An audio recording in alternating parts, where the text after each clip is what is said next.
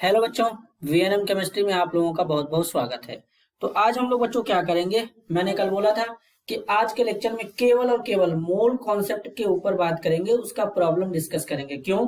पिछले लेक्चर में आप लोगों ने देखा कि मोल कॉन्सेप्ट, मोलर मास, ये सब कंप्लीट हो चुका है। अब आज उस पर प्रॉब्लम डिस्कस कर लेंगे, फिर नेक्स्ट लेक्चर में क्या करेंगे, हम लोग परसेंटेज कंपोजिशन के ऊपर बात करेंगे। तो चलिए, यहाँ पर एक प्रॉब्लम लिखा गया है, इस प्रॉब्लम को डिस्कस करते हैं, किस तरीके से सॉल्व करेंगे इसे। Calculate the mass of 2.5 mole of calcium atom. Calcium atomic mass calcium का 40 दिया है, मतलब हमको कैलकुलेट करना है मास 2.5 मोल्स ऑफ कैल्शियम का मास कैलकुलेट करना है, और इसमें मास जो कैल्शियम का एटॉमिक मास है वो 40 दिया है। तो कैसे कैलकुलेट करेंगे, जरा ध्यान देंगे। तो अगर हम बात करेंगे बच्चों, तो यहाँ पे क्या होगा, अगर हम बात करें 1 मोल कैल्शियम का मास, यानी mass of 1 mole of calcium, 1 mole calcium का मास कितना होगा, तो मोलर मास होगा। मोलर मास ऑफ कैल्शियम कितना होता है, 40 होता है। तो जाहिर सी बात है कि 40 हमारा ग्राम पर मोल होगा। सीधा सीधा बात यही होगा ना बेटा, यही होगा। तो हमको 2.5 का पूछा है, तो 2.5 का क्या होगा, तो बस 2.5 इंटू 40 का मल्टीप्लाई कर दो, कितना आ जाएगा, 100 ग्राम आ जाएगा। ये तुम्हारा फाइनल आंसर हो जाएगा, ये तुम्हारा क्या हो जाएगा, फाइनल आंसर हो जाएगा। अगर मान लो इसी में मैं छोटा सा एक और ऐड कर देता हूं लाइन, ये मान लो ए है, अब इसी में मान लो बी ऐड करना चाहता हूं। Calculate the mass of 1.5 mole of water. ठीक है, 1.5 मोल वाटर का मास पूछ रहा है। तो सबसे पहले हम लोग 1 मोल वाटर का मास पता कर लें। तो 1 मोल वाटर का मास कितना होता है, 1 मोल वाटर का मास कितना होता है, तो अगर H2O लिखोगे भाई साहब तो कैसे कैलकुलेट करोगे, 2 इंटू 1 प्लस 16 कितना आ जाएगा, 18 यू आ जाएगा। तो 1 मोल H2O का मास, H2O का मास कितना होगा, 18 होगा। तो अब हमसे 1.5 का पूछा है, तो 1.5 में 18 का मल्टीप्लाई कर देंगे, फाइनल आंसर कितना आ जाएगा, 27 ग्राम आ जाएगा। तो देखो कितना आसान है। इस तरीके से हम लोग क्या कर सकते हैं, हम लोग क्या कर सकते हैं, यहाँ पर इस तरीके से प्रॉब्लम को आगे डिस्कस कर सकते हैं। तो इस तरीके से देखो आसान आसान मूल कॉन्सेप्ट पे प्रॉब्लम आता है, बस होता है तो सॉल्व करने का तरीका।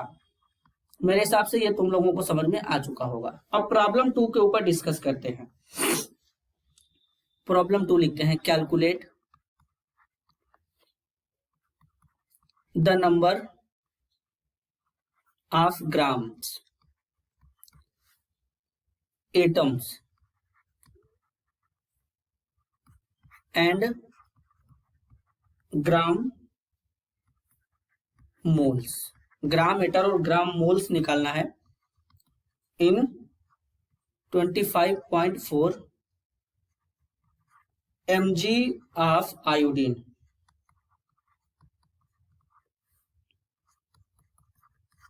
I2 atomic mass of I कितना होगा, 127 U हमको दिया है। तो चलो निकालने का तरीका क्या होता है। सबसे पहले देखो, हमको फॉर्मूला अगर पता है तो समझ लो कोई तुमको रोक नहीं सकता। तो कैसे सॉल्व करेंगे, जरा ध्यान समझना। नंबर ऑफ ग्राम एटम का फॉर्मूला क्या होता है, देखो नंबर ऑफ ग्राम एटम्स का फॉर्मूला क्या होता है, नंबर ऑफ ग्राम एटम्स का फॉर्मूला क्या होता है, मास किस में लेंगे, ग्राम में लेंगे। ठीक है, इसके बाद ग्राम एटॉमिक मास लेंगे, क्या लेंगे, GAM लेंगे। GAM को क्या कहते हैं, ग्राम एटॉमिक मास कहते हैं। तो अब यहाँ पे नंबर ऑफ जो ग्राम मोल्स दिया है, कितना दिया है, 25.4 दिया है, लेकिन वो मिलीग्राम में भाई साहब, ये 25.4 जो है यानी 25.4 ग्राम, ये मिलीग्राम में दिया, हमको ग्राम में कन्वर्ट करना पड़ेगा। तो मिलीग्राम में दिया तो कोई दिक्कत नहीं है, 25.4 इंटू 10⁻³ कर लो, और क्या हो जाएगा। अब नीचे यहाँ पर ये देखो, इसका एटॉमिक मास कितना दिया है, ग्राम एटॉमिक मास, मतलब यहाँ पे यही है हमारा 127 दिया है। अब इसको डिवाइड कर दो, तो डिवाइड करोगे तो कितना आ जाएगा, 2 इंटू 10⁻⁻4 आ जाएगा। ये तुम्हारा हमारा क्या बनेगा, ग्राम एटम जो बनेगा, ये तुम्हारा फाइनल आंसर इतना बन जाएगा।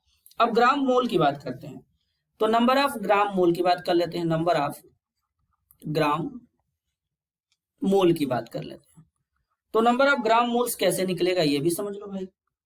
तो क्या हो जाएगा, मास हो जाएगा, पहले मास लिखो, किसमें लिखना, ग्राम में लिखना। इसके बाद यहाँ पे क्या लिखोगे, मोलर मास लिखना,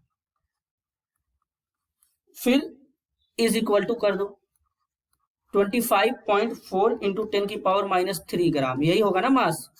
मोलर मास कितना होगा, अब भाई मोलर मास चाहिए, किसका चाहिए, आयोडीन का चाहिए, तो निकाल लो। एटॉमिक मास दिया है 127, डबल कर दो, 254 हो जाएगा मेरे हिसाब से। 127 का डबल कितना होता है, जहां तक हमारा सामान्य ज्ञान है 127 का जो डबल होता है वो 254 ही होता है। तो बस 127 का डबल कर दो। मोलर मास तो ऐसे ही निकालते हैं ना भाई साहब। मोलर मास निकालने का तरीका क्या होता है, मैंने बताया था, इसका 127 दिया है तो 127 होगा आयोडीन का मास, 2 दिया है 254 कर दो भैया, हो गया। लो तो यहाँ पे 254 लिख दो। अब 254 लिखने के बाद इसको कट करते हैं, कट कर दो तो कितना आ जाएगा, 1 इंटू 10⁻⁻4 आ जाएगा। फाइनल ये तुम्हारा आंसर हो जाएगा। तो देखो कितना आसान तरीके से हम लोग निकाल सकते हैं। आगे चलते हैं, एक एनसीईआरटी का अपने प्रॉब्लम है, ये जो प्रॉब्लम मैं लिखने जा रहा हूँ ये अपने एनसीईआरटी का है। प्रॉब्लम 3 एकदम आसान है, एनसीईआरटी प्रॉब्लम है।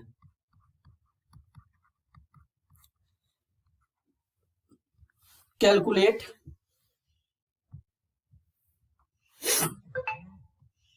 तीसरा प्रॉब्लम है, ध्यान देना, कैलकुलेट मोलर मास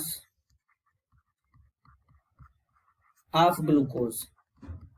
अब ये तो बहुत ही आसान है, जब मैं कल मोल कॉन्सेप्ट पढ़ा रहा था तब भी मैंने बताया था, फिर भी बता देता हूं, फॉर्मूला याद होना चाहिए। अब निकालते हैं, कार्बन कितने बार है, 6 बार है। कार्बन का मास कितना होता है, 12, लो मैं लिख देता हूं, लेकिन पता होना चाहिए। एटॉमिक नंबर 6, मास 12 है। हाइड्रोजन का 1 होता है, 1 होता है। ऑक्सीजन का 8 होता है, 16 होता है, ठीक है, ये होता है। तो 6 गुणे 12 हो जाएगा इंटू 1। अब यहाँ पे प्लस का साइन लगाओ, पहले इतने स्पेस में नहीं हो पाएगा, थोड़ा इधर से लिखते हैं। देखो 6 into 12 plus 1 into 12 plus 6 into 16 कितना आ जाएगा, 180 आ जाएगा। लास्ट में यू लिख देना, यू का मतलब क्या होगा, यूनिफाइड मास हो जाएगा। तो इस तरीके से देखो डिस्कस करते हैं, क्लियर है। आगे चलते हैं। इस तरीके से अगर चीजों को सॉल्व करोगे तो समझ लो कभी भी प्रॉब्लम आ ही नहीं सकता, और इससे आसान आसान तरीके से कैलकुलेट करते चले जाएंगे, कोई भी प्रॉब्लम होने वाला नहीं है। इसको तुम ध्यान देना ही देना है। चलो आगे चलते हैं। अब जरा ध्यान से समझना, नेक्स्ट प्रॉब्लम है, हर टाइप का सवाल कर लेंगे, कोई दिक्कत नहीं होगा। चलो अब जरा करते हैं नेक्स्ट प्रॉब्लम। कितना प्रॉब्लम हुआ भाई, ये 3 था, 4 है। How many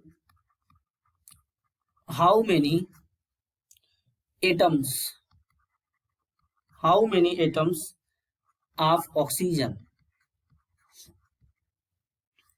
are present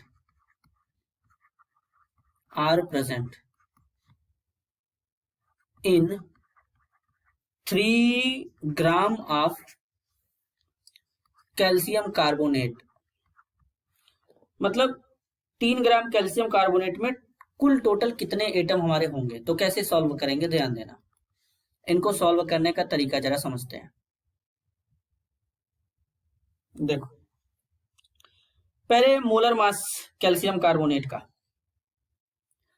molar mass CaCO3 कितना होगा, चलो निकालते हैं, ग्राम में लिख लेंगे।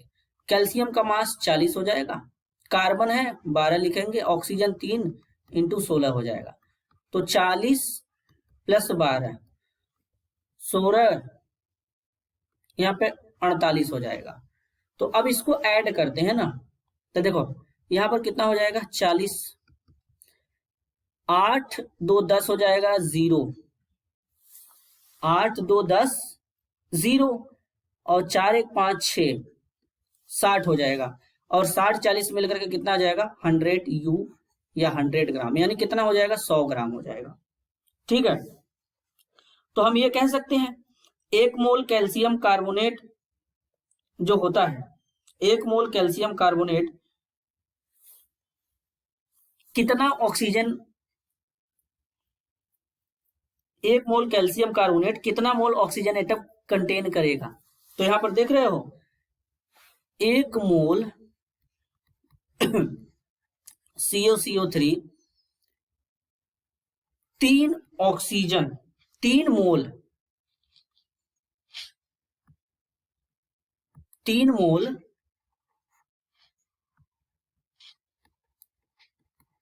ऑक्सीजन एटम कंटेन करता है। अगर ये तुमको लाइन नहीं समझ में आए तो समझाता हूं। मान लो ये तो कैल्शियम कार्बोनेट है, इसको हम 1 मोल मान लेते हैं। तो अगर हम इसको 1 मोल मानेंगे तो इसमें कितना ऑक्सीजन का आइटम है, 3 ही ना भाई साहब, देखो 3 है। अब हमसे पूछा गया है तो 300 ग्राम में, तो यहाँ पर तो 1 मोल में 3 है। तो अब हम क्या करेंगे, जरा ध्यान से समझना। तो 100 ग्राम कितना कंटेन करेगा, जब 1 मोल में 3 है तो 100 ग्राम में कितना कंटेन करेगा, तो सीधे सीधे 3 × एवोगैड्रो नंबर से मल्टीप्लाई कर दो, × 10⁻23 ऑक्सीजन एटम को कंटेन करेगा, या इसी को 3Na भी लिख सकते थे, इतना को कंटेन करेगा। अब हमसे 300 में पूछा है, तो क्या करेंगे इस केस में, 3 हो जाएगा, इसके बाद 6.022 × 10⁻23 लिख देना। इसके बाद 100 से तो डिवाइड करेंगे ही, क्योंकि भाई 100 इसका जो है मोलर मास है, और 300 में पूछा है तो 300 यहाँ पे ऐड कर देना, मल्टीप्लाई कर देना। जब फाइनली इसको सॉल्व करोगे तो तुम्हारा आ जाएगा 5.4198 × 10⁻24 ऑक्सीजन एटम। ये तुम्हारा आएगा फाइनल आंसर, यहां पे आएगा, ये तुम्हारा यहां पे निकल करके फाइनल आंसर आ जाएगा। देखो ऐसे ही चीजों को समझेंगे, अगर सॉल्व करेंगे तो धीरे धीरे चीजें क्या होती है कि क्लियर होती हैं एक टाइम के बाद। तो ये सब कब आता है, जब प्रैक्टिस ज्यादा होगा तभी आएगा, जब प्रैक्टिस ज्यादा होगा तब आएगा। तो देखो इसी तरीके का प्रॉब्लम होता है। चलो अब देखना, तुम देखना, इसीलिए मैं 11th प्लस नीट ऐड करता हूं। मैं देखना मैंने तुमको कितना आसान तरीके से एक प्रॉब्लम बताता हूं। एक प्रॉब्लम है, पहले अभी तक कितना प्रॉब्लम हम लोगों ने सॉल्व किया जरा ये समझो। कितना है, 4 है ना। देखो प्रॉब्लम नंबर 5 देखना, जबरदस्त क्वेश्चन है। प्रॉब्लम 5, ये क्वेश्चन पूछा गया है नीट 2020 में, ये क्वेश्चन पूछा गया था। देखो क्या है problem, which one of the following has maximum number of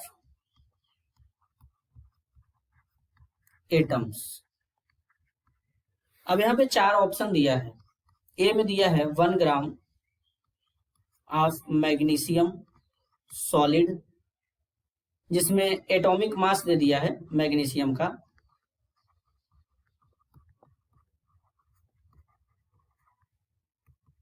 24 दे दिया है। इसी तरीके से 1 ग्राम O2 गैस दिया है इसका एटॉमिक मास यहाँ पे दे दिया है 16। सी में 1 ग्राम लिथियम दे दिया है सॉलिड, इसका एटॉमिक मास दे दिया है 7। और जो डी ऑप्शन है इसमें 1 ग्राम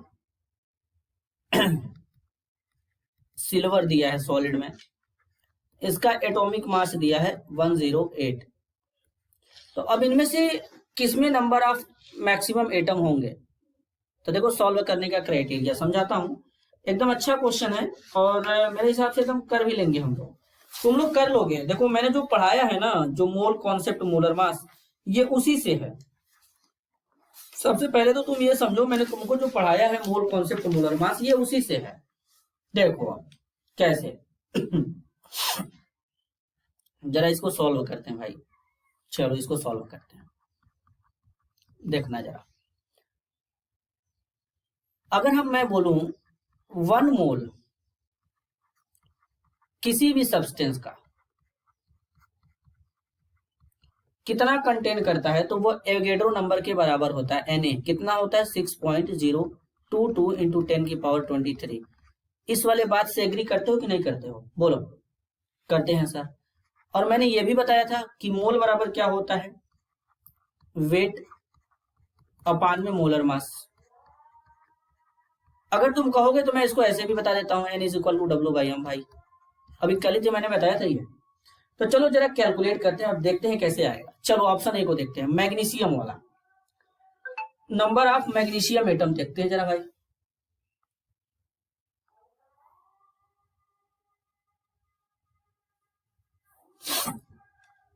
number of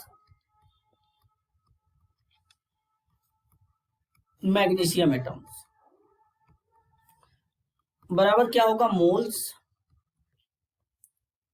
of magnesium into Na। तो अगर निकालेंगे तो क्या हो जाएगा? 1/24 इंटू Na। अब मैंने 1/24 क्यों लिखा? देखो तुम्हें, देखो यहां पर वेट कितना दिया? 1 ग्राम दिया है। 24 मैग्नीशियम का मास होता है, Na क्या है? एवोगैड्रो नंबर है। तो बस मल्टीप्लाई करना था और क्या करना था? कुछ नहीं करना था। अब अगर तुम चाहते तो Na की जगह पे 6.022 इंटू 10⁻23 रख लेते, नहीं तो Na भी लिखते हो तो कोई तकलीफ वाली बात नहीं है, कोई तकलीफ वाली बात नहीं है। अब जरा देखना, बी में चलते हैं। एकदम बी में सेम कंडीशन रहेगा ऑक्सीजन एटम के लिए। तो कैसे सॉल्व करेंगे? तो moles of O2 into Na हो जाएगा।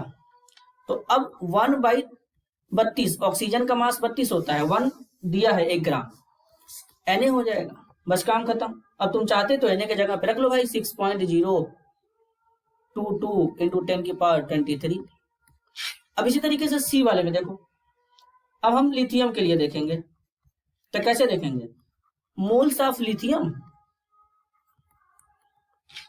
Into Na। तो क्या लिखोगे? 1/7 इंटू Na, ये आ जाएगा। इसी तरीके से तुम डी ऑप्शन में जो सिल्वर दिया इसके लिए देखो, तो मोल्स ऑफ सिल्वर हो जाएगा इंटू Na हो जाएगा। तो चलो मोल्स निकालो।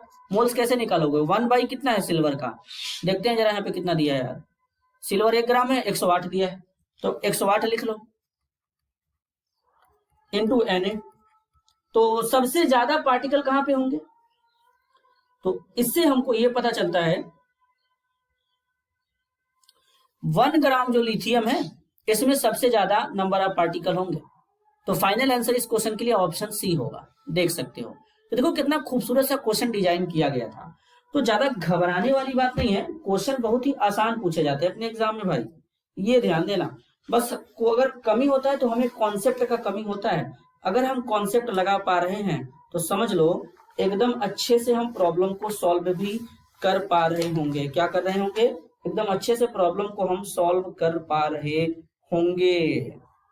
अब जैसे देखो एक और प्रॉब्लम पूछा गया था, देखो मैं बताता हूं, पहले प्रॉब्लम लिखते हैं। नीट का ही प्रॉब्लम है, देखो कितना प्रॉब्लम हुआ था? 5। प्रॉब्लम 6 देखो, नीट में पूछा गया था, नीट 1988 में पूछा गया था। 1988 में पूछा गया था। तो यहां पे क्या था जरा देखना, एट एसटीपी, कल हम लोगों ने डिस्कस किया था एसटीपी के ऊपर, the density of CCl4 vapour in gram per litre will be nearest to. अब चार ऑप्शन है, ऑप्शन ए 6.87, बी 3.42, सी 10.26 और डी 4.57। अब इसको सॉल्व करने का तरीका क्या होगा जरा ध्यान से देखना, मतलब यहाँ पे देखो कैसे सीखेंगे। अगर हम इसको सॉल्व करें तो कैसे सॉल्व कर सकते हैं। एसटीपी पर क्या होता है, V is equal to 22.4 litre होता है, कल भी डिस्कस किया था मैंने। M यहाँ पे कितना होगा, 154 होगा। M मतलब मोलर मास होगा किसका, CCl4 का। चलो निकाल के दिखा देता हूं। कार्बन का 12, क्लोरीन 4 बार है, इंटू 35.5, तो 12 प्लस 35.5। जब तुम इसको सॉल्व करोगे 12 प्लस 4 इंटू 35.5, तो तुम्हारा जो निकल करके आएगा मोलर मास वो 154 आएगा इतना आएगा। तो अब क्या करना है तुमको, डेंसिटी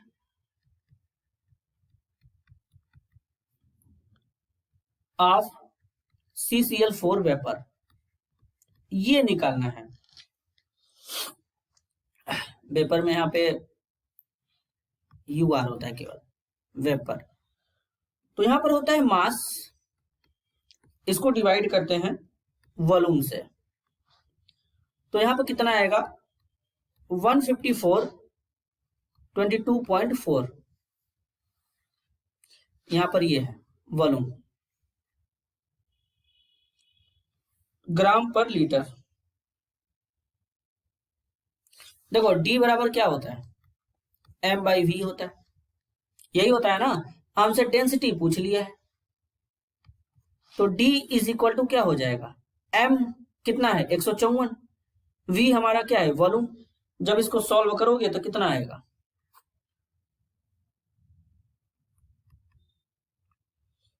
6.875 ग्राम पर लीटर इनवर्स, ये तुम्हारा फाइनल आंसर आ जाएगा। तो मतलब कहीं ना कहीं तुम देख सकते हो कितना ही इजी क्वेश्चन था, एकदम आसान तरीके से लग गया।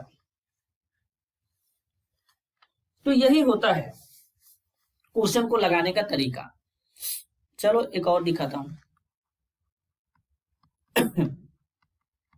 प्रॉब्लम 7। अब देखो प्रॉब्लम 7 में एक क्वेश्चन और पूछा है, ये क्वेश्चन नीट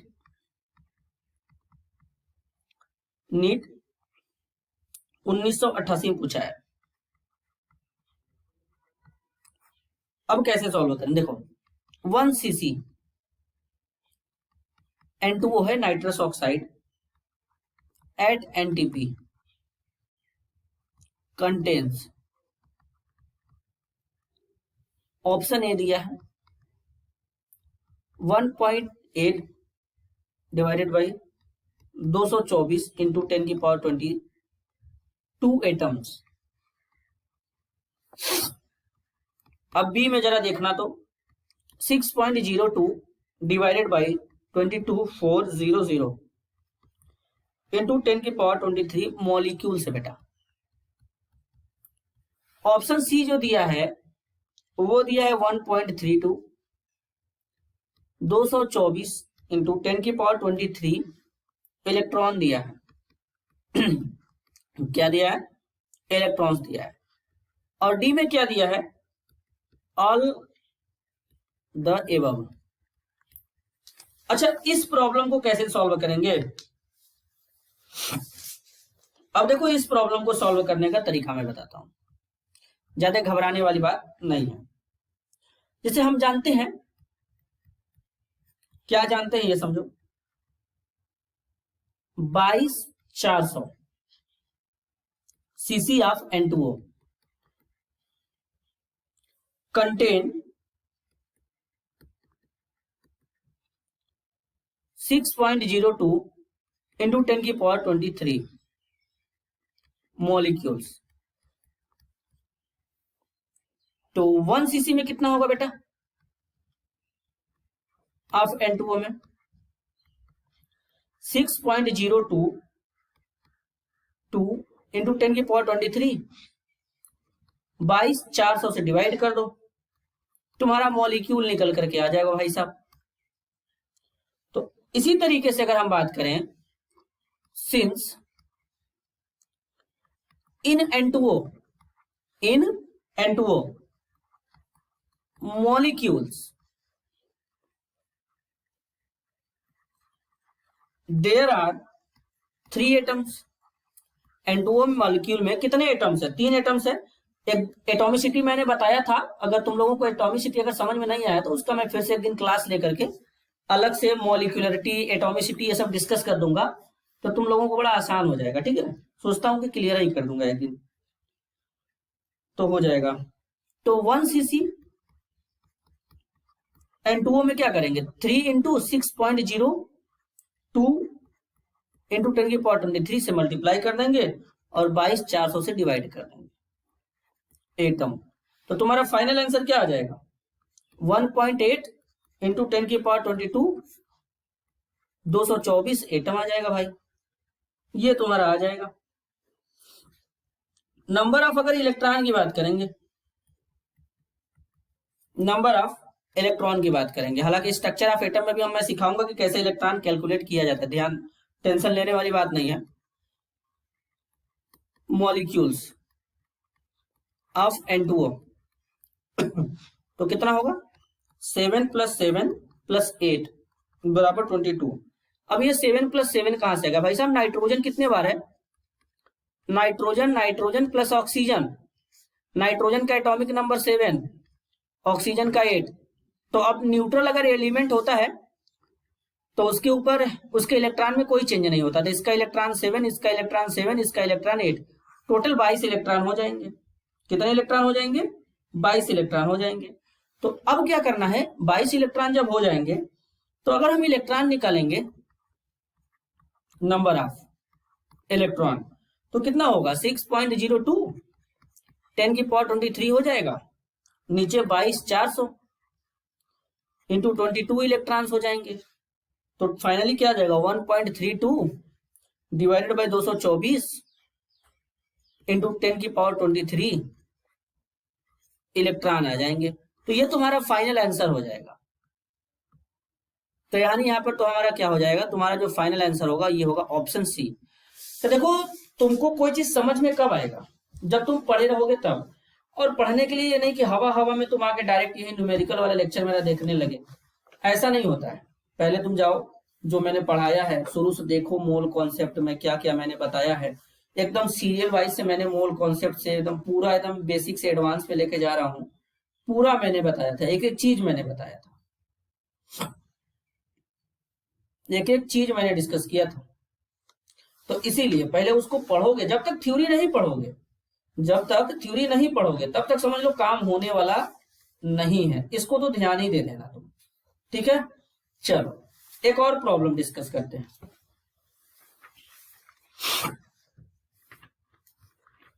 चलो प्रॉब्लम 8, ये भी नीट का प्रॉब्लम है। The number of oxygen atoms in 4.4 gram of CO2 is, option A में दिया है 1.2 इंटू 10⁻23, बी में दिया है 6 इंटू दिया भाई 10⁻22, सी में दिया है सॉरी यार, पॉइंट का बार बार दिमाग में आ रहा है यार। 23, 6 × 23 दिया है। डी में दिया है 12 × 20, 10⁻23। तो इसको सॉल्व करने का तरीका क्या होगा, चलो समझते हैं। देखो, 1 मोल कार्बन डाइऑक्साइड की अगर हम बात करेंगे, पहले यहां पे ध्यान से समझना। 1 मोल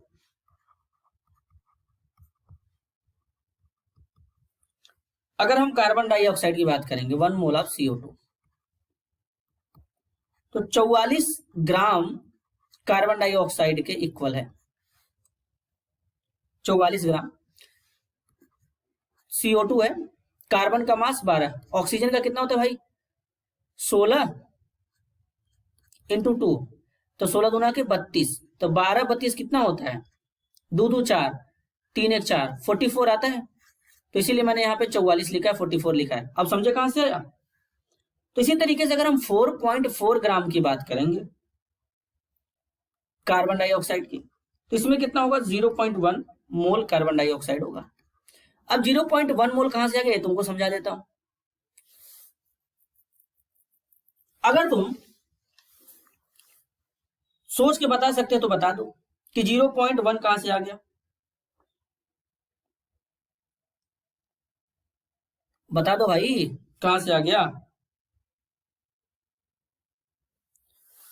अरे यार देखो कैसे आया तुम्हारा, ये तुम्हारा जो 4.4 है, इसको डिवाइड कर दो 44 से, तो तुम्हारा 0.1 ही आएगा ना भाई।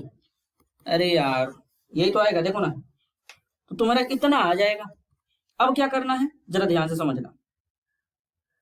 इतना करने के बाद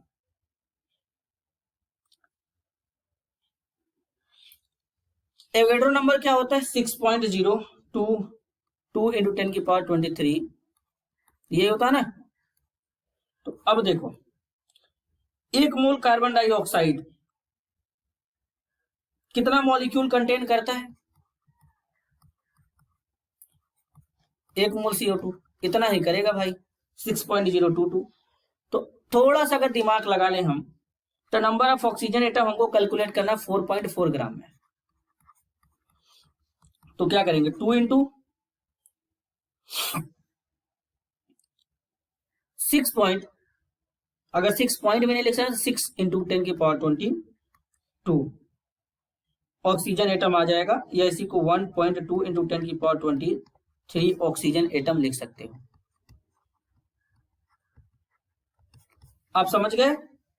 तो 1.2 × 10⁻23 कहीं दिया है, ऑप्शन ए फाइनली इसका आंसर होगा सही वाला।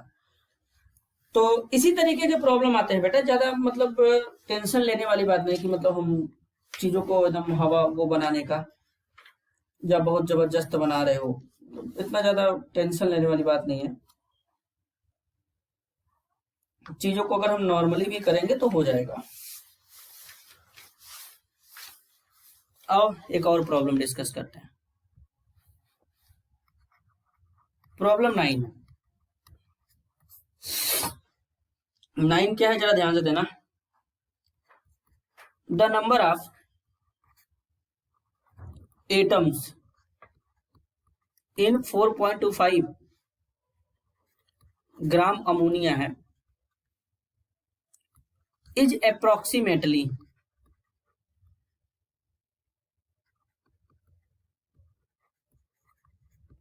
इसको कैसे सॉल्व करेंगे, पहले ऑप्शन लिख देता हूं। इसका ऑप्शन है 4 × 10⁻23। बी में क्या रखा है, 2 × 20⁻23 भाई। सी में क्या दिया है, 1 × 10⁻23, और डी में क्या दिया है, 6 × 10⁻23। ये कब पूछा गया है, नीट 1999 में पूछा गया है। कैसे सॉल्व करेंगे जरा ध्यान से समझना। अगर हम बात करें इसके सॉल्यूशन की, 1 मोल अमोनिया कितना कंटेन करता है, 4 एटम को कंटेन करता है। NH3 कंटेन 4 एटम कंटेन करता है, तो इंटू Na एटम्स लिख देना। क्यों भाई Na लिखा जाएगा? भाई 1 मोल का बात आएगा तो एवोगैड्रो तो चाहिए ही चाहिए, या इसी को दैट इज ऐसे भी लिख सकते हो भाई, 4 इंटू 6.022 इंटू 10 की पावर 23, नहीं तो डायरेक्ट 4 Na। देखो सही है। तो हमसे नंबर ऑफ मोल्स पूछ लिया 4.25 में, ये पूछा है ना,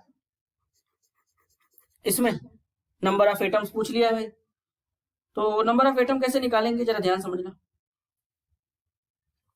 तो बस पहले मोल्स निकालो, N is equal to W by M. तो N is equal to W का मान कितना है? 4.25 दे दिया है। M कितना है? अमोनिया का मास कितना होता है? 17 होता है। डिवाइड कर देना भाई, 0.25 मोल आ जाएगा। अब पार्टिकल पूछा है, तो पार्टिकल क्या होता है भाई?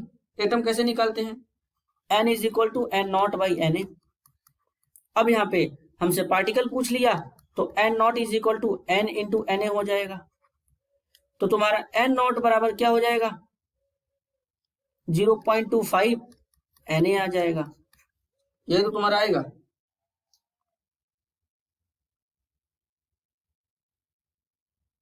समझे? यही तुम्हारा आएगा। तो फाइनल आंसर की अगर हम बात करेंगे तो कितना आएगा? जब इसको सॉल्व करोगे तो ऑप्शन डी वाला आ जाएगा। जब इसको सॉल्व कर दोगे 6 इंटू 10 की पावर 23। तो देखो मतलब ऐसे ही प्रॉब्लम आते हैं, ज्यादा टेंशन लेने वाली बात नहीं है। अगर चीजों को हम चाहेंगे तो बड़ा ही आराम से समझ सकते हैं, बहुत ही आराम से हम समझ सकते हैं। तो इसी तरीके का प्रॉब्लम होता है।